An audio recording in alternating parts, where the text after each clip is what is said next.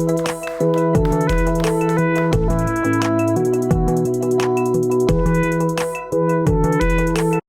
taste amazing as is plain, or you can dunk it in something sweet or something savory, and it will be equally delicious. Today we're gonna make some soft pretzels, and we're gonna make something sweet, some caramel dip. Thanks for joining me. Hope you're having a blessed day. If you're joining my channel for the first time, I would love to have you here more often. So please go ahead and hit that subscribe button below, and let's get baking. For the caramel sauce, the heavy bottom pot works the best, but you can use any other kind of sturdy pot you have. And I'm using one 12-ounce can of evaporated milk. It's always good to wash these cans on the top here and give it a good shake before you open them.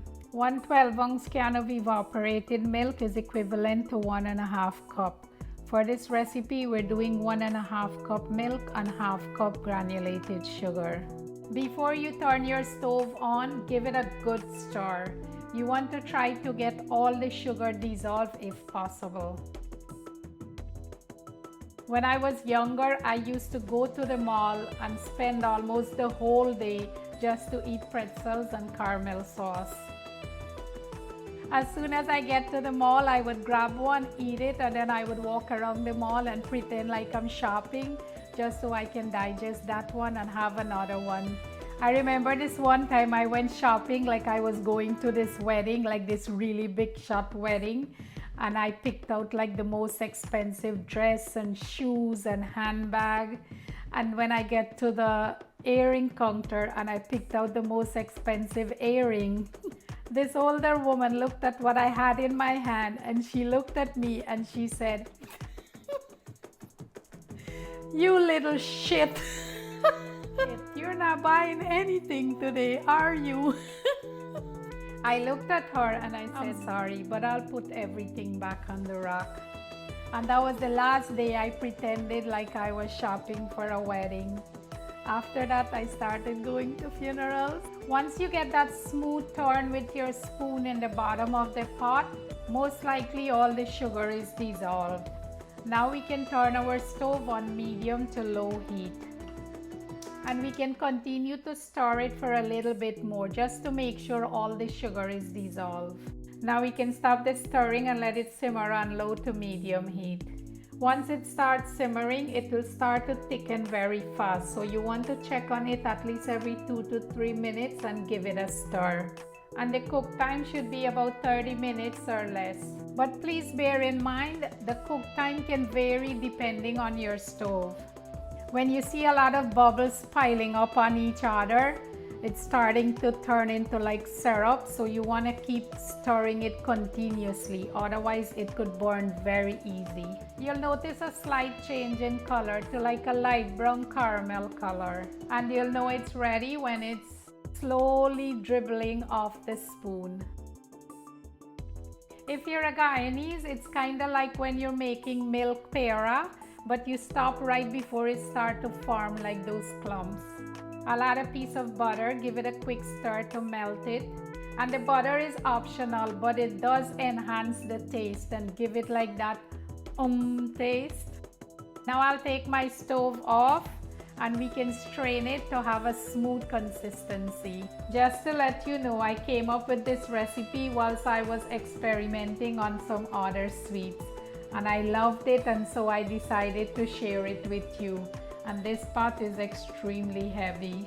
You can help it to pass through the strainer with a spatula or a spoon.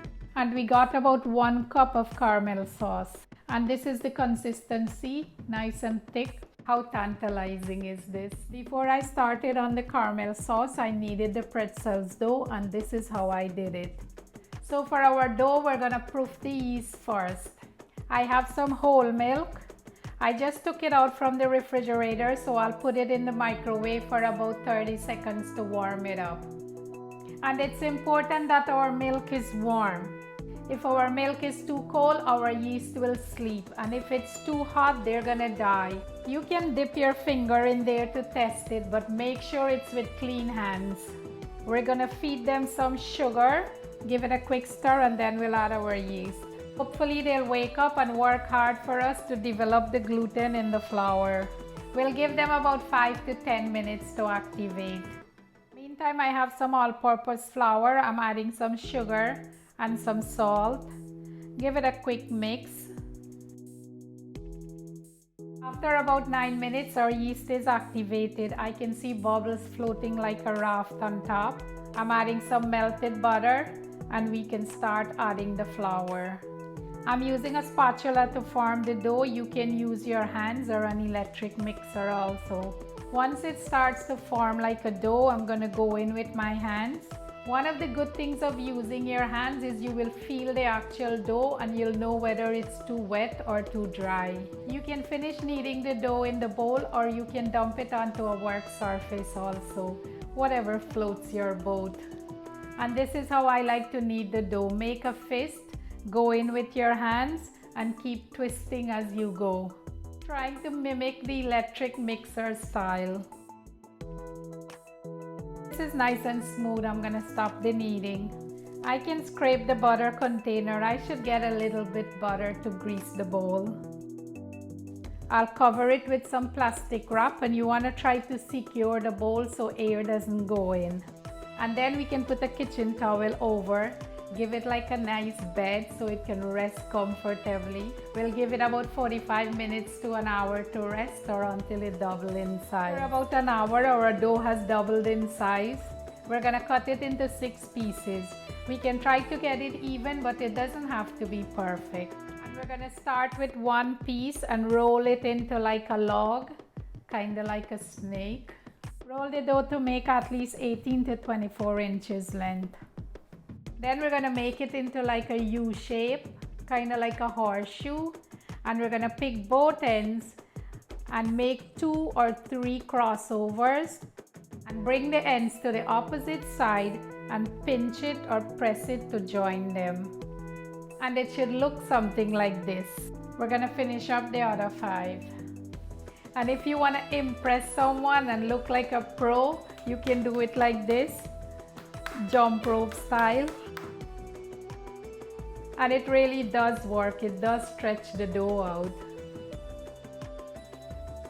And these guys look ready for the oven, but not quite yet. We got a few more things to do first.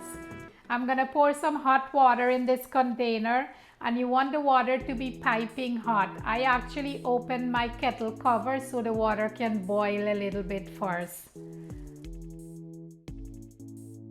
And we're gonna add some baking soda and mix it up. Now we're gonna give our pretzels a bath for about 30 seconds or less. You don't wanna leave it in there for too long, otherwise it could take on the baking soda taste. But this is a very important step in making pretzels. This will puff it up and give it that brown crust on the outside and kind of chewy on the inside. You wanna handle them very gently and shake off any excess water. They're all done bathing, and now you can reshape them, like give them little touch up if you have to. Next, we're gonna dress them up. Sprinkle some nice coarse sea salt, and please use your discretion with the salt. As you may already know, too much salt is not that healthy. And I like to rub some egg wash after I sprinkle the salt, but this is optional. I feel like the egg wash coats the salt and kind of settle it in the dough. And now they're ready for our 450 degrees preheated oven. We'll give them about 8 to 10 minutes or until they're golden brown. But be on the lookout because the bake time can vary depending on your oven. And after about 10 minutes, our pretzels are ready. Touch it up with some melted butter whilst it's steaming hot so it can absorb the butter and give it that salty, buttery flavor. And this is our caramel sauce we made earlier. How delicious this looking. And I can't wait to get a bite. The caramel sauce, you can store it in the refrigerator for up to 1 month.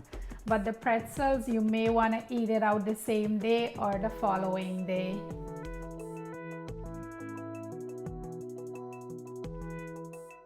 Amazingly delicious. The salt in the pretzels intensify the sweet and you get the flavor down to the last bite. As As always, thanks for watching. If you like the video, kindly subscribe to my channel and share my link. See you next time. Stay safe. Love you guys.